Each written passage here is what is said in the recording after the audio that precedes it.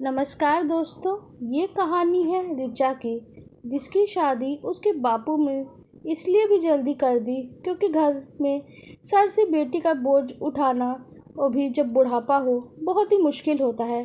खास करके जब बेटी जवान हो रही हो और घर में कोई भी देखभाल करने वाली माँ, बहन, भाभी जैसा कोई ना हो। उस समय तो उसकी मजबूरी हो जाती है कि अपनी बेटी को सुरक्षित रखने का और कोई उपाय उसके पास होता ही नहीं था। और अपनी बेटी के लिए सुरक्षित करने के लिए सबसे उपाय उसका यही था कि वो एक ऐसे परिवार में सौंप दे जहाँ वो कम से कम सुरक्षित तो रहेगी ही। इसीलिए ऋचा की शादी सिर्फ 16 साल की उम्र में 22 साल के सुनील के साथ उन्होंने करवा दी। सुनील के परिवार में भी इत्तेफाक से कोई भी महिला नहीं थी, क्योंकि सुनील के पिताजी ने दोबारा शादी नहीं की जब उनकी पत्नी चली गई थी दुनिया से। और सुनील का एक ही भाई था जो उससे छोटा था, और उसकी पत्नी होने का तो सवाल ही नहीं उठता। तो सुनील की भी कोई बहन नहीं थी और घर में कोई भी महिला सदस्य नहीं थी। शायद इसीलिए उन्होंने सोचा कि घर में बहू आ जाएगी तो कम से कम एक स्त्री आ जाएगी। स्त्री होने से घर में अपने आप ही घर जैसा लगता है, वरना पुरुष तो घर को जानवरों जैसा ही बनाकर रखते हैं। गरीबी के कारण ऋचा के पिता को बहुत ही बुरी लत भी लगी हुई थी, और जो भी कमाई होती उससे वो शराब पीने लग जाते। उन्हें अपने आप में भी डर लगने लगा, क्योंकि उनकी तबीयत भी अक्सर ख़राब होने लगी, वो बीमार रहने लगे। और ऐसी स्थिति में अगर उनको कुछ हो जाता तो उनकी बेटी अकेले भटकने के लिए और इस दुनिया की खा जाने वाली नज़रों का सामना कैसे करती। इस दुनिया का सामना वो नहीं कर सकती थी। इसीलिए उन्होंने अपनी बेटी का शादी जल्दी कर देने का फैसला किया। और गाँव के सबसे दबंग व्यक्ति राम प्रसाद ने उनकी बेटी को जो देखा था, वो बहुत ही सीधी सादी, घर के कामकाज में निपुण, और उन्हें ज़्यादा कुछ चाहिए भी नहीं था। और बिना ही दहेज के उन्होंने अपने बेटे का विवाह उनसे करवा देने का फैसला कर लिया। सुनील अक्सर ऑटो रिक्शा चलाता था और वो शहर में रहता था बाहर। जो भी कमाई होती वो अपने घर में भेज देता। अपनी पत्नी के लिए उसके दिल में सम्मान था, लेकिन वो उसको ज़्यादा समय नहीं दे सकता था, और वहाँ शहर में रहने की कोई व्यवस्था भी नहीं थी कि वहाँ पत्नी को ले जा सके। ऐसी स्थिति में उसे घर पर छोड़ना उसे सबसे अधिक उचित लग रहा था। गाँव के दबंग व्यक्ति होने के कारण राम प्रसाद अक्सर अपनी बहू को भी उनकी गलतियों या फिर शायद बिना गलतियों की भी डांट लगा ही देते थे। और 16 साल की ऋचा इस डांट को भी अपने पिता की डांट समझ के चुपचाप सहन कर लेती थी। उस दिन रामप्रसाद जी भी बहुत नाराज हुए। शायद उन्हें बाहर किसी से बहस हो गई, और घर आते ही बहू के खाना परोस के देने पे खाने में नमक थोड़ा सा ज़्यादा था। वो इतना ही बुरा नहीं था, पर रामप्रसाद जी को अपना गुस्सा किसी पे तो निकालना था। तो उन्होंने गुस्सा होते हुए ऋचा से कहा, बहू तू कैसा खाने बनाने लगी है आजकल, तुझे जरा भी अकल नहीं रह गई है। इस तरह से नमक डाल के बनाएगी तो मैं नहीं खाता, जाओ अपने ही खा ले। और गुस्से में डांटते हुए वहाँ से चले गए। ऋचा की आंखों में आंसू आ गए। उसे बहुत बुरा लगा, लेकिन फिर भी उसने कुछ नहीं कहा, क्योंकि बड़ों के आगे मुंह खोलना तो कभी उसने सीखा ही नहीं था। ऋचा की एक अच्छी आदत भी थी। उसका दिल बहुत ज़्यादा परेशान हो जाता है तो घर में उसके पति कोई हमउम्र महिला भी नहीं जिससे अपने दिल की बात कहे, तो हनुमान जी से वो अक्सर अपनी बातें कह लेती थी। हनुमान जी को हम बालाजी भी कहते हैं, और इसी नाम से उन्हें बुलाती थी। और बालाजी को अपना बड़ा भाई मान के उन्हें सब कुछ बता देती थी। बड़े भैया, आप तो हमारी बात सुनते हो ना? देखो ना, आज हमारे पिताजी ने कैसे हमें डांट दिया। मैं उनके पिताजी समझती हूँ, पर कभी लगता है वो बहुत ज़्यादा नाराज़ है। बहू के रूप में शायद उन्होंने मुझे अपनी पूरी तरह से नहीं अपनाया है। वो शायद अभी हमें अच्छी तरह से नहीं मानते हैं। लेकिन मासूम से चेहरे की उदासी अक्सर बड़े लोग तो पढ़ ही लेते हैं। ऋचा अपना सारा काम करके जब उसके ससुर भी चले गए बाहर, उसके चेहरे पे हल्की सी उदासी थी। तभी जो बगल में बूढ़ी अम्मा जी रहती थी, उनकी गोदी में एक छोटा सा प्यारा सा बंदर का बच्चा, उसे लेकर अक्सर वो आती जाती रहती और घूमती। उन बंदर के बच्चे को बेटा कहती, उसे ही लेकर इसके पास आ जाती, और ऋचा थोड़ी देर उनसे बातें करती और प्यार से बंदर के बच्चे के साथ खेल के उसका भी मन लग जाता। जो थोड़ा बहुत दिल लिखा था वो शांत हो गया। फिर से वो अपने कामों में लग गई। ऋचा का जो देवर था, ये बात तो हम बताना ही भूल गए, जो देवर था वो उसके पति सुनील से कहीं ज़्यादा हट्टा कट्टा था, क्योंकि सुनील से वो 1.5 साल छोटा था, लेकिन देखने में सुनील से भी बड़ा लगता था। 6 फीट लंबा, शरीर भी लंबा चौड़ा, और पहलवानी का भी शौक था। पहलवानी करता अपनी शरीर को कसरत करके बहुत ही ताकतवर बना रखा था उसने। ऋचा कई बार उसे प्यार से बुलाती देवर जी, और उनके ऐसे ही संबोधित करती। ऋचा के दिल में जो बेटे के प्रति एक भाव होता है, वही भाव ऋचा के दिल में उनके लिए होता। पर वो जो देवर था वो ऋचा का सम्मान नहीं करता था, क्योंकि ऋचा उम्र में काफ़ी छोटी थी और उसको एकदम छोटी लड़की तरह दिखाई देती थी, क्योंकि कमज़ोर सी थी। और अक्सर वो किसी भी बात पे उसे डांट भी देता, ससुर जब सामने नहीं होते, क्योंकि ससुर सामने होते तो देवर की डांट को वो कई बार अनसुना भी कर देते, लेकिन देवर के ऐसे ही स्वभाव को समझ के ऋचा भी इसे अनसुना कर देती। लेकिन कई बार कुछ चीज़ ऐसी होती है जिसे इंसान नोटिस नहीं कर पाता है, और अक्सर ऋचा के देवर के मन में ऋचा को लेकर कुछ ऐसी ही गलत भावनाएं आ गई जो शायद किसी भी देवर के मन में अपनी भाभी को लेकर नहीं आनी चाहिए।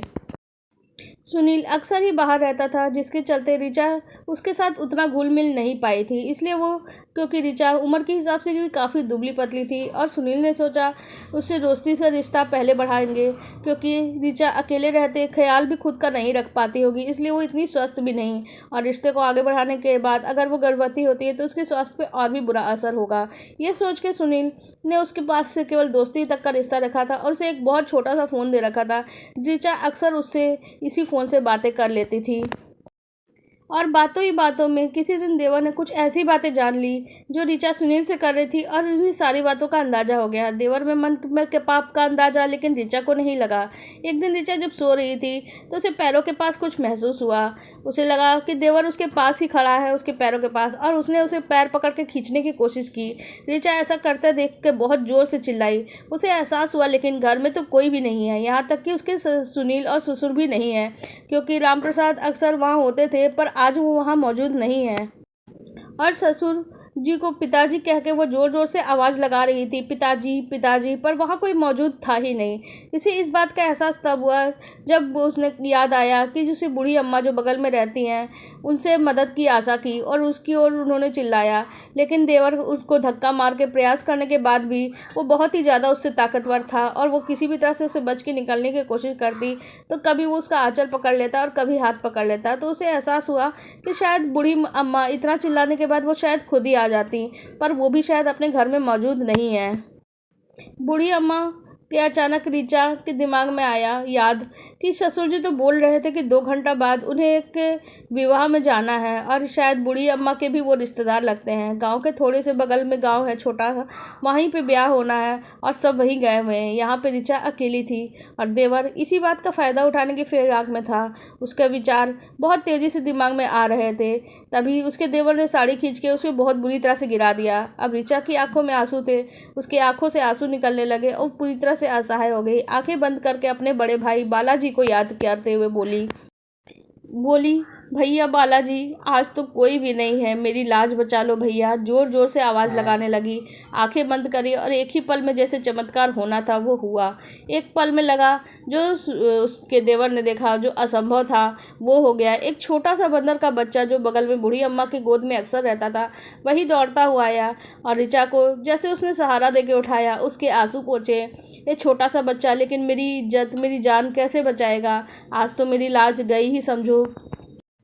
पर उसके आंसू पोंछने के बाद वह बहुत तेज़ी से गया जैसे कोई हवा का वेग हो, और इतनी तेज़ी से जाता देख के उसे ऋचा बहुत हैरान थी। ऋचा हैरान थी और वो तेज़ी से उसके देवर की तरफ दौड़ रहा था, और देवर जो उसका बहुत ज़्यादा पहलवान था, इतना ताकतवर था, वो बोला ये छोटा सा बंदर का बच्चा तुम्हें क्या बचाएगा, तुम्हें मैं ही से उठा के फेंक दूंगा। और जैसे ही वो उसके पास आया उसके छोटे से ही धक्के से उसका पहलवान के समान देवर ज़मीन पे धक्का से गिर पड़ा। ऋचा हैरानी से उसे देख रही थी। एक पल में भी उसे समझ में नहीं आया कि ऐसा कैसे हो सकता है, और इस बंदर के बच्चे ने सिर्फ अपने एक पैर उठाई और उस पहलवान के देवर के कंधे पे रख दी। ऋचा ने देखा बंदर का बच्चा कितने ही वजन का होगा, छोटा सा तो बंदर है, 2.5-3 किलो से अधिक का नहीं हो सकता। लेकिन उस बंदर के बच्चे ने जैसे ही उस पहलवान के ऊपर पाँव रखा उसके लिए हिल पाना भी नामुमकिन होने लगा। उसका हाथ पाँव भी नहीं काम कर रहा था और वो कुछ भी नहीं कर पा रहा था, ना हिल पा रहा था। और उसे भी इस बात का एहसास हो रहा था जैसे उसके शरीर पे कोई 2-3 टन ईंटें रख दिए गए हो, जिसे उठा पाना उसके लिए नामुमकिन है। लेकिन वह केवल बंदर के बच्चे का एक पाँव था जिसे आसानी से वो हिला सकता था, लेकिन क्यों नहीं हिला पा रहा था वो? ऋचा को तो कुछ समझ में ही नहीं आ रहा था, लेकिन शायद पहलवान को समझ में आ गया था कि हनुमान जी ने अपनी थोड़ी सी नाखून के बराबर की शक्ति इस बंदर के अंदर डाल दी थी।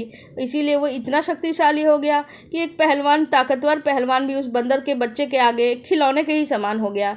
और उस बंदर के बच्चे ने उसे उठा के इतनी ज़ोर से फेंका कि जैसे उसके शरीर की हड्डियाँ ही टूट गई। तब तक बाहर से एक बहुत ज़ोरदार आवाज़ आई, और ये आवाज़ थी उसके पिता और ऋचा के ससुर रामप्रसाद की। लाला, तो ये क्या करने जा रहा था? आज तो मैंने देख लिया और मुझे भी एहसास हो गया था तो माँ समान भाभी के साथ ऐसा कुछ करने जा रहा था। मुझे इस बात का एहसास जाने कब से हो रहा था, फिर भी मैं अपने बेटे के प्यार में इतना अंधा हो गया कि उसके कर्म मुझे नज़र ही नहीं आते थे। तुझे समझ में नहीं आता कि वो तेरी भाभी है, तेरी माँ समान देखभाल करती है, और तेरी माँ नहीं है, घर में स्त्री नहीं है, फिर भी उसने तेरी देखभाल करी। और तूने माँ के समान जिसकी इज्जत करनी चाहिए उसकी इज्जत तू नहीं कर सकता। लल्ला, तुझे क्या लगा तूने जो किया तुझे उसकी सज़ा नहीं मिलेगी? ऐसा तूने सोचा भी कैसे? उसके बात पहलवान देवर को भी नहीं समझ में आ रही थी, लेकिन ऋचा को भी समझ में नहीं आ रहा था ये सब कुछ कैसे हुआ। लेकिन कभी कभी ऐसा कुछ होता है, हम कभी दूर स्थान पे होते हैं और हमारा सिक्स सेंस काम करने लगता है। ऐसा ही कुछ रामप्रसाद जी के साथ हुआ। उन्होंने कई बार अपने बेटे की हरकतों को देखा था और बार बार उसे अवॉइड कर रहे थे, पर इस बार उन्होंने गहरे से अपने दिल में महसूस किया कहीं उसका बेटा ऋचा के साथ कुछ गलत ना कर बैठे। और ये बात उनके मन में आ गई थी। ऋचा भोली भाली थी, उसके माँ के समान ही देवर को प्यार करती थी, पर उसके पिता तो अनुभवी थे ससुर। वो देख रहे थे कि उसके देवर की क्या हरकत है, और बेटे की हरकतों को नज़रअंदाज करने की गलती ऋचा के आगे उन्होंने माफ़ी मांगते हुए मान ली। उन्होंने कहा अब इसके किए की सज़ा मैं ज़रूर दिलवाऊंगा, और तुरंत ही उन्होंने पुलिस को फ़ोन कर दिया। पुलिस उसके देवर को उठा के ले गई और ऋचा को फ़ोन उसने ले लिया और कहा कि अपने पति से बात करके कहे कि वो तुझे शहर में लेकर जाएगा। ऋचा बोली, मैं ऐसा कैसे कह सकती हूँ पिताजी, यहाँ तो कोई आपकी देखभाल नहीं करेगा, शहर में तो कोई ठौर ठिकाना भी नहीं है। फिर उसके ससुर ने खुद ही फ़ोन लेकर सुनील को फ़ोन लगा दिया और कहा आज से ज़रूरत नहीं है बाहर में गाड़ी चलाने की, यहाँ आ जाओ। पता है तेरे भाई ने तेरी बीवी के साथ कैसी हरकत की, तुझे ज़रा भी अंदाज़ा है? और मैं कब तक रहूँ या ना रहूँ, उसके बाद अगर कुछ भी गलत होगा तो इसका जिम्मेदार तू होगा। तो आ जा, उसकी देखभाल कर। और वापस आने के लिए फिर वो सुनील तैयार हो जाता है। सुनील वापस आता है, उसकी खेती जिम्मेदारी से जुड़े बहुत सारे काम होते हैं तो उसे मिल जाते हैं। उसके पिता आराम से घर बैठ जाते हैं। ऋचा उनकी देखभाल करती है, पर पिता को बार बार अपने छोटे बेटे के करतूतों पे बहुत अफसोस होता है। ऋचा उनका भी क्या साथ देती, वो खुद ही इस सदमे से बाहर नहीं आई थी। 6 महीने गुजर जाते हैं। एक बार पिता अपने बेटे को देखने जेल जाते हैं। वहाँ देखते हैं कि उनका बेटा कर्मों का प्रायश्चित कर रहा है। उन्हें देख के उन्हें शांति तो महसूस होती है और फिर वो वापस आते हैं। ऋचा और सुनील से कहते हैं कि बेटा तो वो अपने कर्मों का फल तो भुगत रहा है और वो प्रायश्चित भी कर ही रहा है। सुनील और ऋचा कहते हैं हम उन्हें माफ़ तो कर सकते हैं, पर वो हमारे साथ रहेगा या इसके साथ में रहेगा ये हमारे लिए ज़रूरी नहीं है, क्योंकि वो हमारे लिए खतरा बन सकता है। आप उन्हें माफ़ करेंगे तो आप भी उन्हें माफ़ कर सकते हैं, लेकिन वो जेल से छूटे। लेकिन इस बात की उम्मीद मत रखिएगा कि वो अब हमारे साथ रहेगा। पिताजी इस बात को समझते थे और कहीं भी उसकी बात को इनकार नहीं करते हैं। हमारी कहानी तो यहीं ख़त्म होती है, लेकिन आपको क्या लगता है ऋचा और सुनील ने जो किया उसके साथ इतना देवर करतूत करने के बाद क्या उनका फैसला सही था? मुझे इस फैसले से कभी कोई दिक्कत नहीं नज़र आती, लेकिन रामप्रसाद को शायद अपने बेटे को शायद इतने दिल से माफ़ नहीं कर पाए थे, इसलिए वो भी ऋचा और सुनील की बातों से सहमत हो जाते हैं। आपको हमारी ये कहानी कैसी लगी कमेंट सेक्शन में ज़रूर बताइएगा। हमारे चैनल को सब्सक्राइब कर लीजिएगा, वीडियो को लाइक कर दीजिएगा।